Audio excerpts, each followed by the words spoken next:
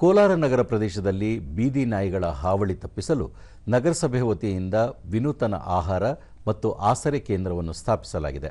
ಈ ಕುರಿತು ಒಂದು ವರದಿ.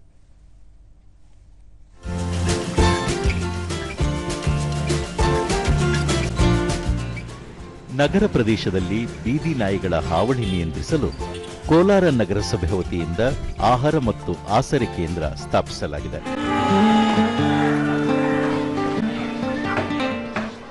ನಗರದ ವಿವಿಧ ಭಾಗಗಳಲ್ಲಿ ಬೀದಿ ನಾಯಿಗಳಿಗೆ ಆಹಾರ ಕಲ್ಪಿಸುವ ಫೀಡಿಂಗ್ ಪಾಯಿಂಟ್ಗಳನ್ನು ಸ್ಥಾಪಿಸಲಾಗಿದ್ದು, ವ್ಯವಸ್ಥಿತ ರೀತಿಯಲ್ಲಿ ಆಹಾರ ಒದಗಿಸಿ ಅವುಗಳ ಹಸಿವಿನ ಸಮಸ್ಯೆಗೆ ಮುಕ್ತಿ ನೀಡುವ ಪ್ರಯತ್ನ ಮಾಡಲಾಗುತ್ತಿದೆ. ಅಲ್ಲದೆ ಬೀದಿ ನಾಯಿಗಳು ಹಸಿವಿನಿಂದ ಆಕ್ರಮಣಕಾರಿಯಾಗುವುದನ್ನು ತಪ್ಪಿಸಲು ಮತ್ತು ಅವುಗಳಿಗೆ ಸೂಕ್ತ ಚಿಕಿತ್ಸೆ ನೀಡಲು ಈ ಯೋಜನೆ ಸಹಕಾರಿಯಾಗಿದೆ.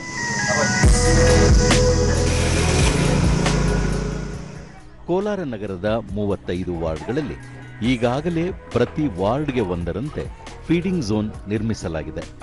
ಮನೆಗಳು, ಹೋಟೆಲ್ಗಳು ಮತ್ತು ಕಲ್ಯಾಣ ಮಂಟಪಗಳಲ್ಲಿ ಉಳಿಯುವ ಹೆಚ್ಚುವರಿ ಆಹಾರವನ್ನು ವ್ಯರ್ಥ ಮಾಡದೆ ಬೀದಿ ನಾಯಿಗಳಿಗೆ ನೀಡಲಾಗುತ್ತಿದೆ.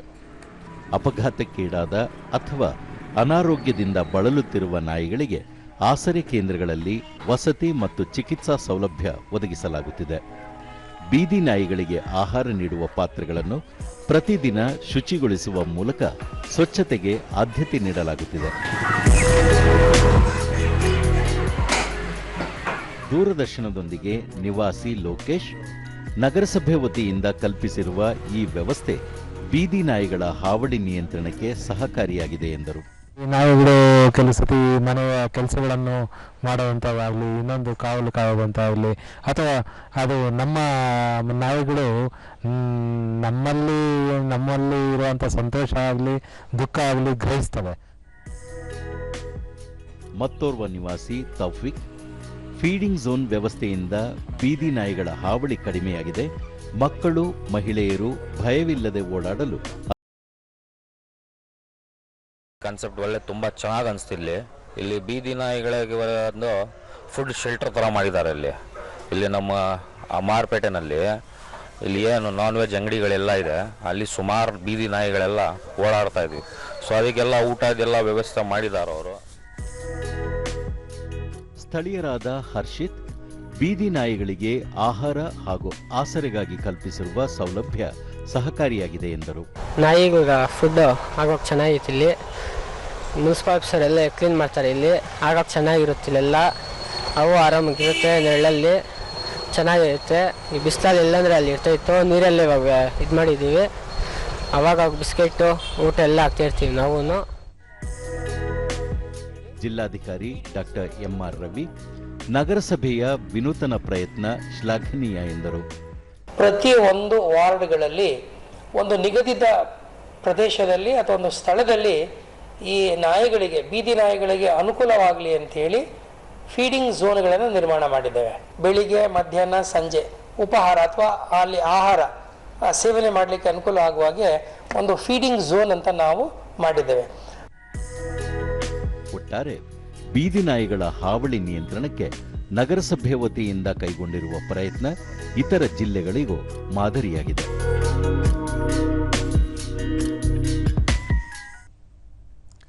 ಚಿತ್ರದುರ್ಗ ಜಿಲ್ಲೆಯ ಬಯಲುಸೀಮೆ ಪ್ರದೇಶದಲ್ಲಿ ತಾಪಮಾನ ಏರುತ್ತಿರುವ ಹಿನ್ನೆಲೆಯಲ್ಲಿ ಕುಡಿಯುವ ನೀರಿಲ್ಲದೆ ಪರದಾಡುತ್ತಿದ್ದ ಪಕ್ಷಿಗಳ ನೆರವಿಗೆ ಕೋಟೆನಾಡು ಈಜುಪಟು ಸ್ನೇಹ ಬಳಗ ಮುಂದಾಗಿದೆ.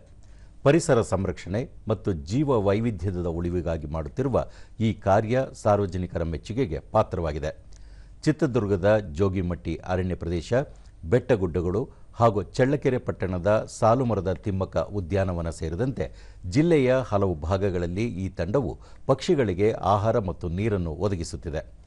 ಗಿಡ ಮರಗಳ ಟೊಂಗೆಗಳಿಗೆ 2 ಡಬ್ಬೆಗಳನ್ನು ಕಟ್ಟಿ ಒಂದರಲ್ಲಿ ನೀರು ಹಾಗೂ ಮತ್ತೊಂದರಲ್ಲಿ ನವಣೆ, ಸಾಮೆ ಸೇರಿದಂತೆ ವಿವಿಧ ಧಾನ್ಯಗಳನ್ನು ಇರಿಸಲಾಗುತ್ತಿದೆ. ವಿಶೇಷವೆಂದರೆ ಈ ತಂಡದಲ್ಲಿ ವಿವಿಧ ಇಲಾಖೆಗಳಲ್ಲಿ ಕಾರ್ಯನಿರ್ವಹಿಸುತ್ತಿರುವ ಸರ್ಕಾರಿ ನೌಕರರೇ ಹೆಚ್ಚಿನ ಸಂಖ್ಯೆಯಲ್ಲಿದ್ದಾರೆ. ತಮ್ಮ ಬಿಡುವಿನ ವೇಳೆಯಲ್ಲಿ ಇವರು ಈ ಸೇವೆಯಲ್ಲಿ ತೊಡಗಿಸಿಕೊಂಡಿದ್ದಾರೆ.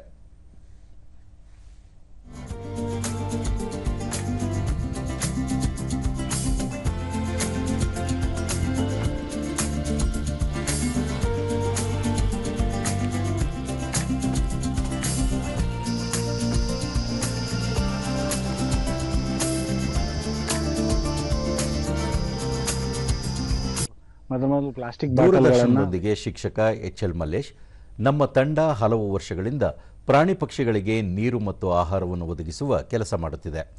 ನಾಗರಿಕರು ಸಹ ತಮ್ಮ ಮನೆಯ ಅಂಗಳ ಅಥವಾ ತಾರಸಿಯ ಮೇಲೆ ಹಕ್ಕಿಗಳಿಗೆ ನೀರಿಡಬೇಕು, ಜೀವ ವೈವಿಧ್ಯದ ರಕ್ಷಣೆಗೆ ಕೈಜೋಡಿಸಬೇಕು ಎಂದು ಮನವಿ ಮಾಡಿದರು. ದೊರೆತಕ್ಕಂಥ ತೆಂಗಿನ ಚಿಪ್ಪುಗಳನ್ನು ಅವನ್ನೆಲ್ಲವನ್ನು ಬಳಸ್ಬಿಟ್ಟು ನಾವು ಪಕ್ಷಿಗಳಿಗೆ ನೀರನ್ನು ಹಾಕ್ತಕ್ಕಂಥ ಮತ್ತು ಕಾಳನ್ನು ಹಾಕ್ತಕ್ಕಂಥ ಕೆಲಸವನ್ನ ಮಾಡ್ತಾ ಬರ್ತಾ ಇದ್ದೀವಿ. ಪ್ರತಿದಿನನೂ ಜಿಲ್ಲಾ ಕ್ಷಯರೋಗ ನಿಯಂತ್ರಣ ವಿಭಾಗದ ತಾಂತ್ರಿಕ ಅಧಿಕಾರಿ ರಾಘವೇಂದ್ರ, ಬೇಸಿಗೆ ಮುಗಿಯುವವರೆಗೂ ನಾವು ಈ ಕಾಯಕವನ್ನು ನಿರಂತರವಾಗಿ ನಡೆಸಲಿದ್ದೇವೆ ಎಂದರು.